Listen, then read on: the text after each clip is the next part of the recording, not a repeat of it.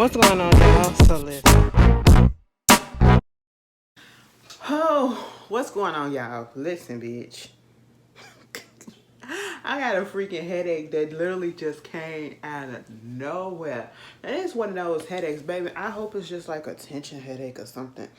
I please hope that it's not a fucking migraine because sometimes I can't tell the difference between a migraine and a tension headache because both of them kind of make me like a little nauseous or whatever.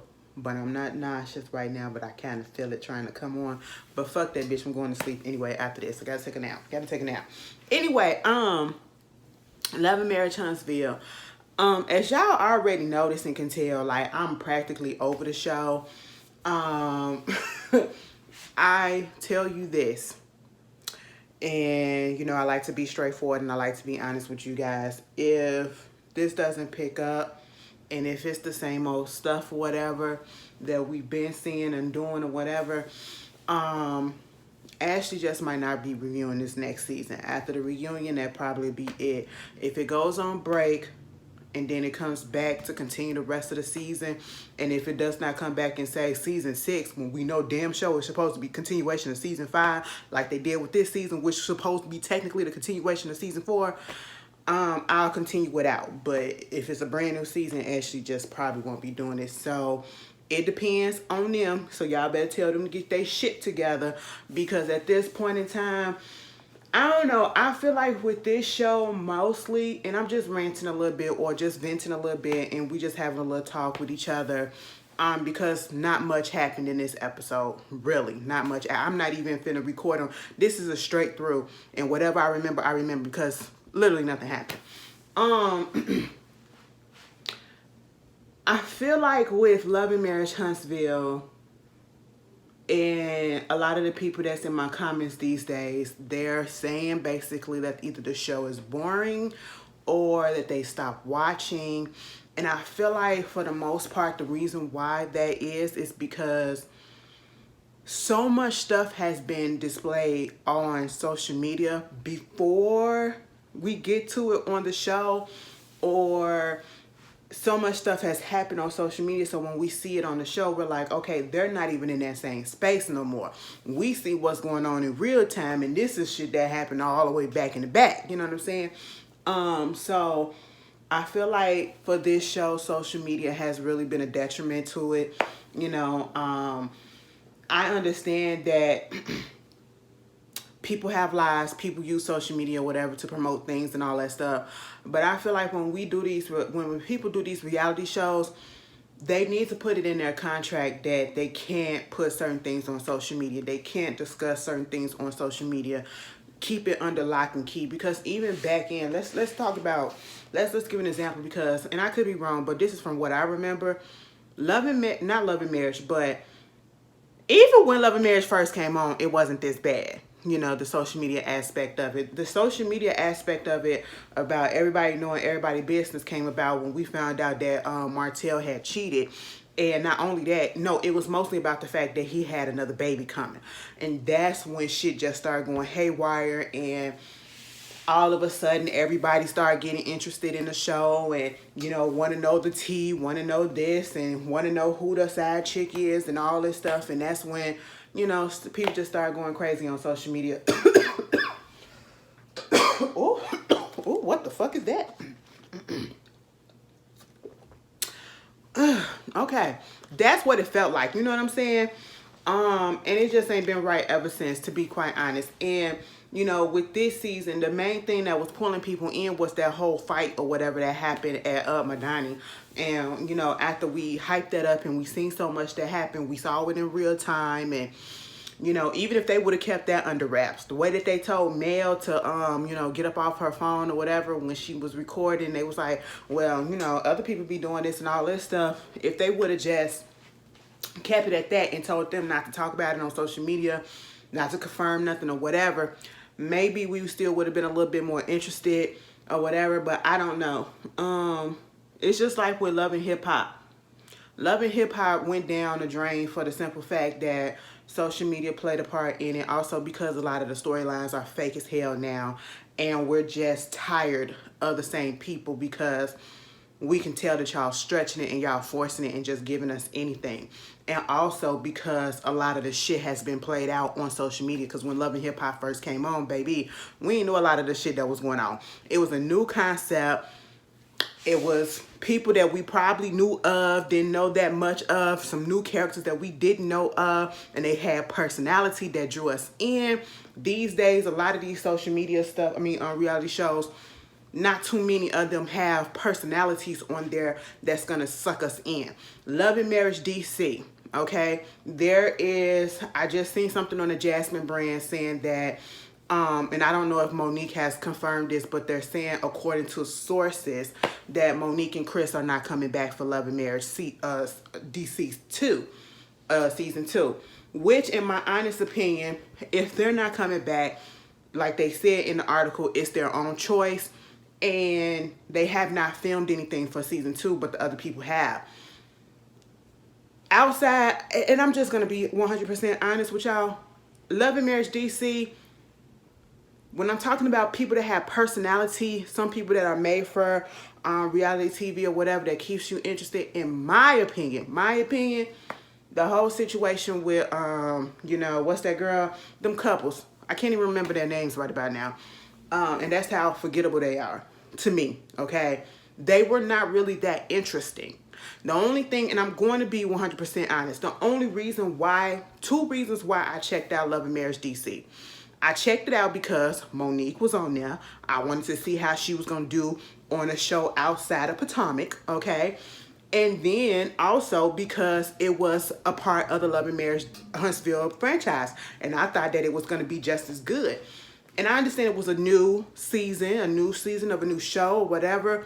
So yeah, I'm giving it a chance, but it wasn't that great. It wasn't that good. It wasn't that great. It was just okay. The couples are very much forgettable. And to be quite honest, Monique and Chris were forgettable for me as well. They gave us absolutely nothing. That literally was a throwaway show, okay? And so I feel as though you need some more people with dynamic personalities that are real and people that mesh well together. And that was the essence and the beauty about Love and Marriage Huntsville, because these people actually knew each other for a certain extent. And so that's why their drama in the beginning came off real, even till now. But stuff been played out or whatever. I don't know. Do I want to sit and watch a whole show about Monique and Chris? No, and I do feel like part of the reason why I feel like they're about to get a divorce or at least separation. I don't know. Something is going on. Something is amiss that they don't want us to see. And yes, I know that they was at Portia wedding. They look cute. Chris lost some weight, bitch. Oh shit. Now if they get a divorce, Chris about to get a bitch in a minute, okay? Mind you, Monique ain't nothing to sneeze at, okay? She beautiful, okay? Monique about to pull a bitch and he about to pull a bitch too.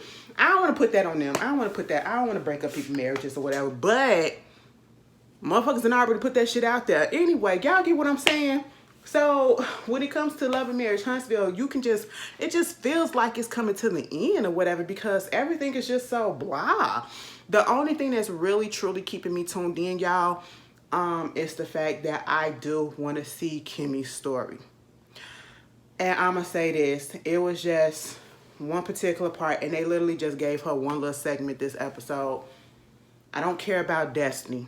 I don't care about Louis and Tiffany. Them people are not interested. Louis and Tiffany was like probably the worst addition to a reality show in recent time, because no one really cares about them. I seen something where I think Scotty by Nature TV, I haven't watched the video yet, but I seen it. I think she pregnant or whatever. So I mean, congratulations, she done trapped that man again. So hey, it is what it is. That's her husband. I'm just saying. And I only said trap because he ain't really want no kids. Y'all know that. But anyway, it is what it is. Congratulations if that's the case, but I don't care. I'm sorry. But when it came to like on this episode, which is season 5, episode 12, 99 Problems But a Beach Ain't One, the only thing that I really kind of perked up at really was the whole thing with Kimmy. And that's the only reason why I really wanted to tune in and watch the episode. I'm just being honest with you guys, because I feel like we can be honest with each other. And that really hit me, and that really hurt me a lot. As you already know, I do know somebody a friend that's been going through cancer battle for the past over 5 years now. And that's the mind fuck of it all with cancer. Like, you can have it, and some people lose they find out about it and then lose their battle within a year or less, you know. And then you have some that find out about it at a certain stage and still be dealing with it for years. And then it seems like they're getting better, and then they start getting worse and they lose their battle. And so I think about that when I think about my friend and everything, because they've been going through it so long.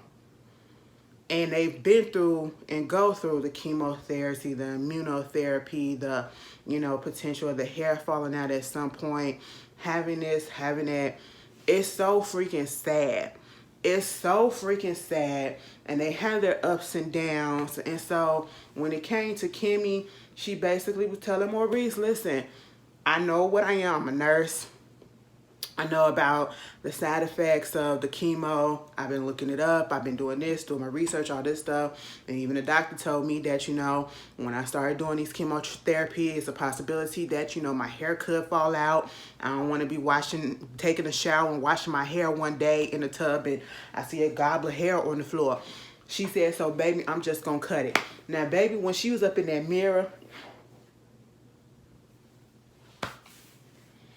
when she was standing in that bathroom in that mirror and I was looking at all that pretty ass hair. I don't know what it is with a lot of us, and we have to admit it, a lot of us have an attachment. I know India Ari said, I am just not my hair. I am not my hair. But bitch, part of me is my hair, okay? And a lot of us have an attachment to our hair. Our hair. You know, we want healthy hair. Some of us want long hair. Some of us want thick hair. Some of us just want, again, healthy hair. We have an attachment to our hair. And to see all of that, and I said, bitch, I ain't know Kimmy had all that shit. And see, that's that protector style, bitch. Don't ever think just because the motherfucker be wearing wigs and braids and shit like that, girl, they ain't got nothing underneath that. I was looking at on Instagram the other day, Michelle Williams was getting her hair done. I said, bitch, that's all your goddamn hair. She said, yeah, bitch. I said, you better fucking do that shit. You know, I said, you know what? Stun on their ass. If I was to take my locks down, y'all would be like, bitch. And I was thinking about that shit. I have always thought about that. Like, what if I, God forbid, I said, you know, I pray that I never, it could be, it may sound a little vain. It may sound a little shallow. I don't know how to take it. But I'm pretty sure we've all, or at least some of us, has had these thoughts. And I'm just bold enough to admit it. Like, one of the reasons why I don't want to get sick and hope that I never get sick like that to the point that my hair start falling out, because I would feel so hurt. I'm not lying. I would feel so hurt if I had to cut my locks. And I just, honestly, I just feel like I ain't got the head shape, because I be feeling my head underneath here. I ain't got the head shape for a bald head. Maybe somewhat of a short dude, but I just feel like I just wouldn't look right and I just wouldn't feel like myself. And I was looking at Kimmy when she was, I was just like, and Maurice would have been me.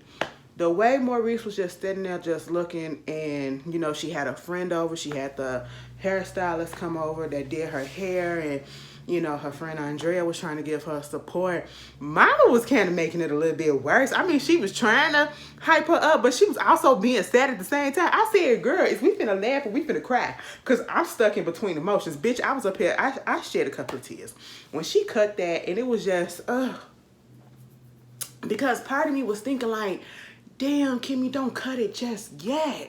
Because you don't know if it's going to come out. And if it do come out, you don't know how much is going to come out. And it could just grow right back. But that's the same thing that they kept on saying. It's just hair. It'll grow back. It'll grow back. And it was a cute little dude. And then had Maurice, you know, lined her up in the back or whatever. I said, oh, we coming together as a family, as a husband and wife team. I liked it that. Bitch, Maurice, I just want to know, how do you feel now, looking back at all the stuff that you was complaining about, you know, the sexual stuff or whatever, wanting sex all this time, and now the whole time your wife probably, we don't even know if she was sick then, okay? Like, I know he feels some type of way. I'ma pray for them. I'ma pray for them. That shit did hit me. It hit me real deep. It hit me real deep, and I wasn't expecting that. You know, it was a simple scene, but it was really touching. Shout out to everybody out there that's dealing with a loved one or whoever, or dealt with it themselves, who dealt with, you know, cancer, who's a cancer survivor. Y'all got all my respect. Y'all got all my love, because baby, I know it. I know it. And make sure y'all just keep up on y'all doctor's appointments and keeping your body checked. And if you feel something different, please go get that shit checked. Okay? So that was cute. The little curly dude was nice. It fit Kimmy. I said, I don't know if it kind of made her look her age, or if it kind of, it made her look like an auntie a little bit, but a cute, fine-ass auntie that okay, bitch, I said, Kimmy, you better rock the shit out of that. You know, we got to give confidence. We got to give encouragement or whatever, you know, so that people can feel better, okay? I just love that scene, you know, the support that she had. Meanwhile, we get to this whole shit with the Destin thing. Back to Mel and Martell. And honestly, I'm tired of Mel and Martell. I personally do not care whether or not they get with somebody else, what's going on. I just really don't. At this point, I am exhausted from them. All right. It's the next morning. Mama Van not coming until later that day, probably later that evening. I said, girl, you might as well stay. How long? Is y'all staying there a week, or is y'all only staying there for a couple of days or so? Because if that's the case, you might as well just stay home, and we'll meet you back in Alabama, okay?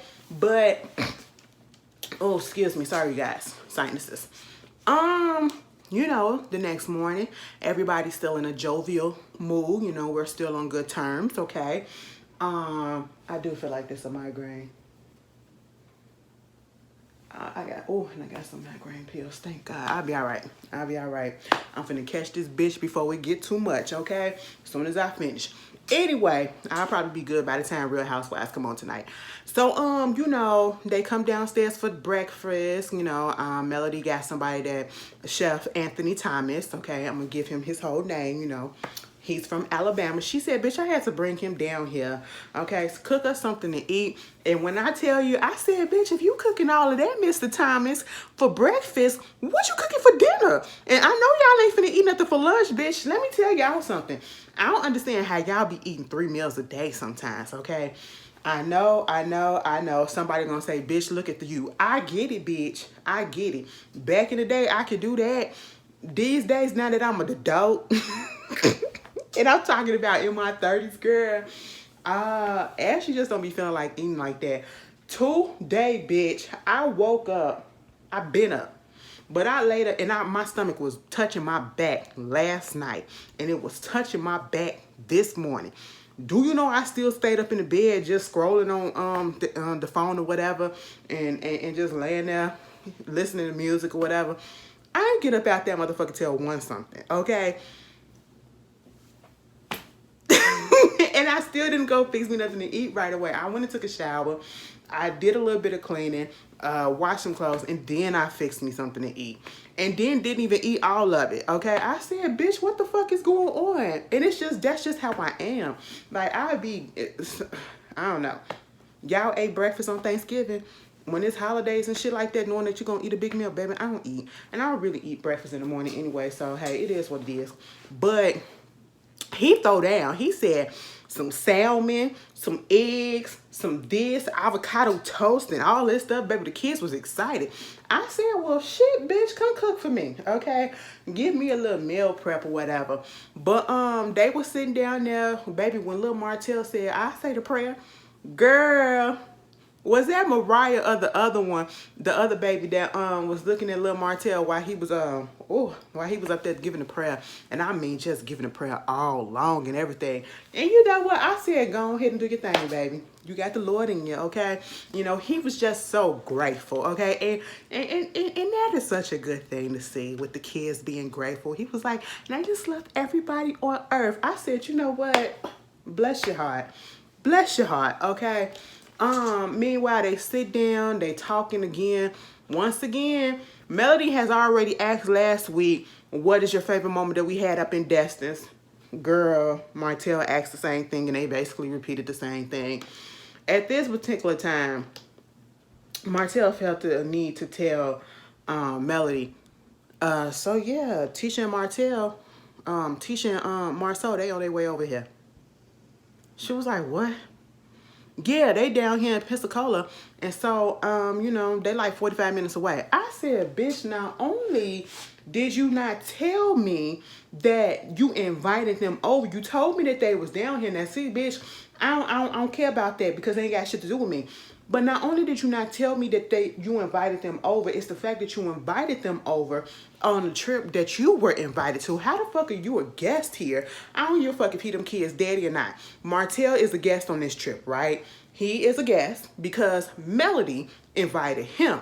He ain't have to pay for shit. You got a free fucking trip over here to goddamn Destin. And you're going to invite some people that you already know I don't really get along with. I don't really care for right about now. And like she said, boundaries. He don't know boundaries. And I'm sitting here like, you know what?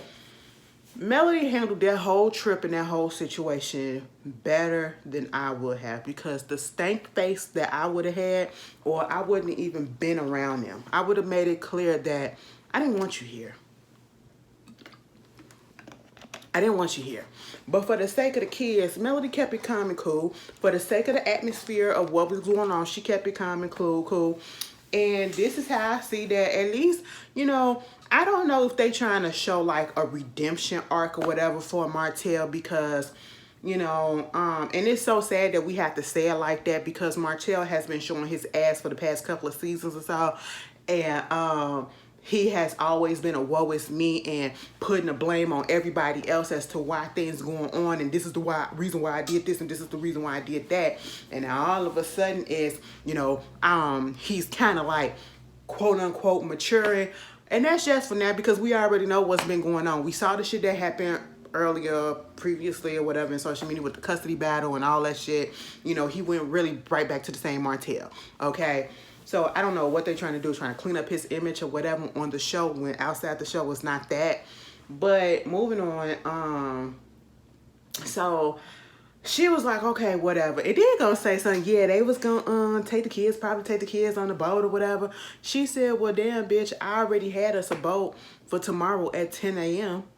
I said, see, communication. This is probably one of the reasons why y'all broke up too, because communication is lacking. I don't care. And I feel like in a relationship, whether it's a marriage, a friendship, just a boyfriend-girlfriend type of situationship, a spousalship, whatever the fuck it is, some of the things that you really need to have, and one of the top things that you honestly need to have, has to be communication, okay? It has to be communication. We have to be on the same page. We don't always have to agree with things, but we actually have to talk things out and have that dialogue and that open line of dialogue open, okay? And so all he had to do was tell her what was going on. They was on the beach. They was having a good time. And that's when the Scotts rolled up, okay, with their kids. And, of course, you know, you don't want to act the ass in front of all the kids. So we're going to keep it calm, keep it cool, you know, because at one point they kind of made it like Melody wasn't finna say nothing or acknowledge none of them until she was spoken to, and she did, you know. They was talking about her hat, talking about her braids. Tisha was like, oh my God, like, I didn't know you had them braids. Like, man, this the first time I ever seen you in braids. You look good, but oh my God. I said, wow, it's such a, you know, I didn't know that was the first time, but okay, cool. You know, Martell throwing little shots here, because Martell, he got pictures in the phone from 2019, the last time they was all together in Destin on Good Times. And, you know, he was trying to butter up to Mel. Mel was shutting him down left and right. Mel was curving that motherfucker, okay? She was like, listen, just because you out here, y'all talking about the kids getting the wrong idea of the parents getting back together, bitch, it's Martell. Martell want that old thing back. Martell ain't never stopped loving that girl, that woman. he never stopped loving that woman, and now he's living in the stage of regret. That's just what he is. Because by the end of that episode, y'all seen when he started talking and he got choked up in that confessional. He had to get up and walk away because he realized how much of a fuck up you fucked up the family. Okay, you really did. You really did. No matter how much you want to say Mel participated, it was really your actions. It really was your actions. And we know that Mel ain't innocent, but it was really fucking his actions, you know? But they get him back into the house. The way, and at this point, you could tell that this was like, I don't know if I'm the only one that kind of felt this way. It just felt like this was a rehearsed, memorized type of scene that they was acting out, or probably that it didn't feel natural. The two couples sitting across from each other, you know, at one point Mel fixing a watermelon, cutting watermelon up, and you know, Tisha, she keeps making, oh my God, so y'all, it's so nice to see y'all back down here together, whatever. This look like the old Mel and Martell that we used to. I would have been so annoyed just like Mel. Tisha irritated me this whole episode. And Marcel just a little bit, but Tisha really irritated me this whole episode because every time she says something in the confessional, she'll say the complete opposite, okay? And it's just like, what it all boils down to, I will say it was cute to have them asking each other those questions and they explain like trivia or whatever about who's the best this, who's the best that. That was a cute little moment. That felt real. But everything else felt fake with the questions that they was asking. It was like, let me think about it. So, you know, at one particular moment, they talking about some, oh, don't say trigger words. Trigger words is, you know, posting and getting together, because they kept on insinuating as if, oh, y'all down here together, so y'all think that y'all, no, just because they are down there together, it's meaning that we are getting our shit together enough for our kids so that our kids can have a good time. Ain't no funny fucking business going on. I have moved on from that shit, okay? No matter who may think something, can we just get into the idea of everything ain't gotta be romantic, everything ain't gotta be sexual, things can be strictly fucking platonic, and we can move the fuck on and just take people as for their words, okay? Because at one particular moment, Mel was getting really pissed, and you could see it because she was just tired of them saying certain things that was like kind of insinuating, or you know, trying to make jokes about whether or not they was getting back together and all this stuff. And when Martell and Marceau went up there to the pool room, and Tisha was sitting down there, you know, Tisha asking all these questions. And the way that Tisha was asking the questions, it was like she was reading off a card. You know, so, okay, so question number one. What made you feel like it was time and that you would be able to invite Martell out here with you? All because I done moved on, you know what I'm saying? I didn't allow myself to heal from things that caused me hurt. And, you know, being by myself is that's what I needed. And so I healed. And this is what part that really pissed me off with Tisha. She was in that confessional talking about something. Well, first of all, now I ain't never say Tisha looked bad in her confessions. I don't know what the fuck and whoever the fuck put that makeup on Tisha, but Tisha did not look nice in that. I'm just going to tell you that. And Tisha is a pretty girl, okay? So I did not like that. And then for the shit that came out her mouth, it just really rubbed me raw and made me not like it even more. Well, Mel said that she healed and she went on a journey to heal. I mean, I don't know, because it's like, maybe, I don't know what to believe. I don't know if she's really healed or whatever, if she's just really saying that, because Mel has a way of saying things when, you know, she really don't mean it. And then it's like sometimes she even be convincing herself that she meant this shit, but she don't. And I'm sitting here like, how the fuck you gonna tell somebody that their healing journey possibly is a fucking lie? Girl, you made me question you, bitch, while you was sitting there. And I'm sorry to call the lady a bitch, okay? Because it didn't cause for it, but she made me mad a little bit. You know, you sitting there, oh, y'all better run. Y'all better jog. Y'all trying to get up out this motherfucker. It's like too many black folks, huh? Some white folks doing some jogging. I said, girl, I ain't seen y'all before. Anyway, the way that teacher was asking all these questions, it's almost as if she was trying to take in Mel's answers as if, you know, so she can have it in the back of her mind so she can know what she needs to do just in case she got to go through the same thing with Marcel. I don't know if I'm the only one that picked up on that, but that's literally how it came off of me, because the way she was asking the questions, like, okay, so I wrote these questions down because they've been on my mind, because I've been thinking about this, because, you know, me and Marcel probably going through some shit, and so this can be tucked away, you know, just in case we go through our shit and it comes down to the same thing that y'all doing, and I can know how to do it. Like, how do you heal? What is your process? How do you get to this point? Do you this? Do you that? I was like, am I the only one who caught all that shit? I was just like, girl, you know, Melody, you better than me. You are a mature person, because I wouldn't have been able to sit down with a bitch like that, all right? Girl, this is all fake. We being fake nice to each other for the moment. It is what it is, but Marcel and Martell up there talking, and Marcel couldn't believe that they still, you know, that they was at this place, because the last time that he really saw them, he even brought up Vegas. I said Vegas was such a long time ago.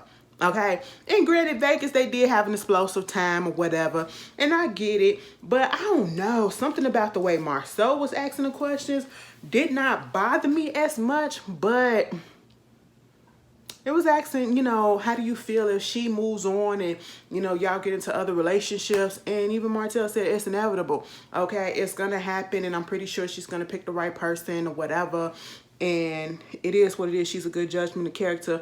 But what we got out of that whole thing is Martell finally taking responsibility or somewhat of accountability for the fact that, you know, he always tried to blame the dissolution of the relationship on Mel, saying that Mel wasn't giving him enough sex, saying that Mel wasn't cooking. I said, if you break up a fucking relationship because a bitch wouldn't cook for you as much as you want when you are an able-bodied adult, girl, I'll knock your ass out. But anyway, oh, these southern ass values. No, it ain't southern values. These old values, because look at the mama. The mama instilled that shit into him.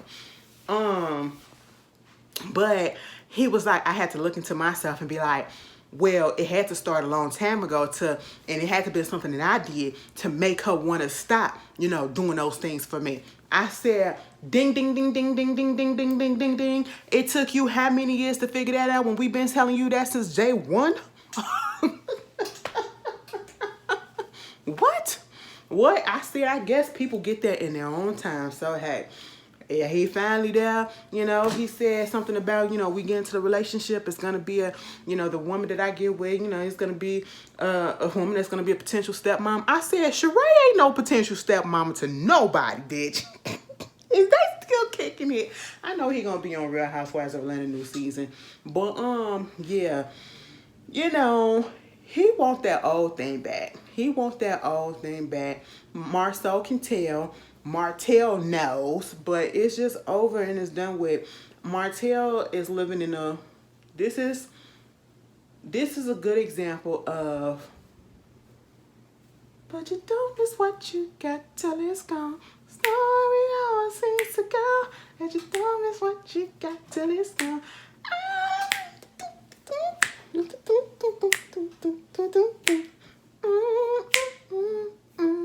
That's my favorite motherfucking album, because Johnny Mitchell told you, bitch. Janet told us that Johnny Mitchell told us that you don't miss what you got till it's gone. Okay, bitch, that's just how it is, Martell. And she gone, boy. She gone. Maybe she'll come back later on, but not about now, baby. You're gonna have to just move the fuck on, okay? But anyway, and I feel like he realized that at the very end, and that's why he got his ass up, because he didn't want to cry on camera. He didn't want to cry on camera. I was like, let your tears go. Maybe these girls are like that. I don't know. That was Love and Marriage. That's all that I can get. That's all I can gather out of that. You know, literally, if I hadn't put that first 10 minutes in here, this would be what? A 13, 20-minute episode review.